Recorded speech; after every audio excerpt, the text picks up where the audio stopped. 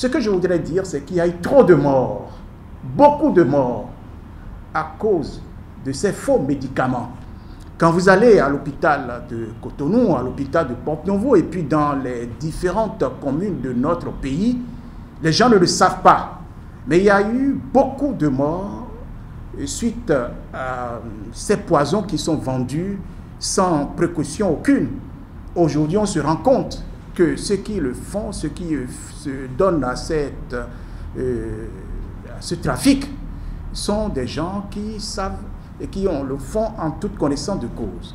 Est-ce que vous imaginez ce que cela représente en termes de statistiques dans mon pays pour les insuffisances rénales, ce que nous appelons habituellement la dialyse ou encore la greffe? Qui sont ceux qui peuvent profiter de la dialyse ou ceux qui peuvent bénéficier d'une greffe? Je ne suis pas médecin pour en parler, mais ce que je sais, c'est que ces faux médicaments, ces poisons, comme je le dis habituellement, ont entraîné ce fléau. Je me réjouis sincèrement de la démarche du gouvernement du président Talon, gouvernement qui a pris les taureaux par les cornes en instruisant le garde des Sceaux pour qu'on mette fin à ce trafic.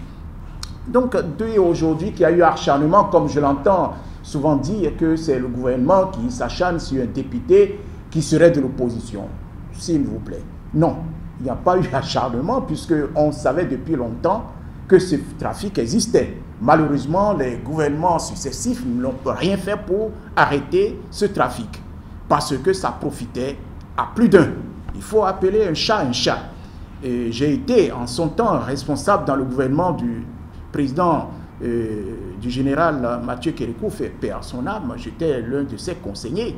On se battait, on voulait qu'on mette fin à ce trafic. Il y a eu le gouvernement du président Yahi Boni, mais rien n'a été fait. Et c'est en cela que j'apprécie le courage, la volonté du président Patrice Talon de finir avec ce trafic. Et nous devons tout faire, accompagner cela. Donc il n'y a pas eu acharnement, puisque comme je le dis, c'est un trafic qui existait avant même l'arrivée de ceux qui sont aujourd'hui aux responsabilités. Plus jamais ça.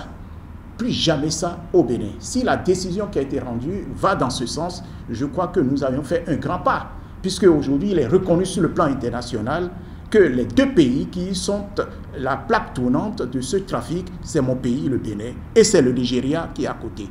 Donc je crois que c'est un avertissement fort qui a été lancé aujourd'hui.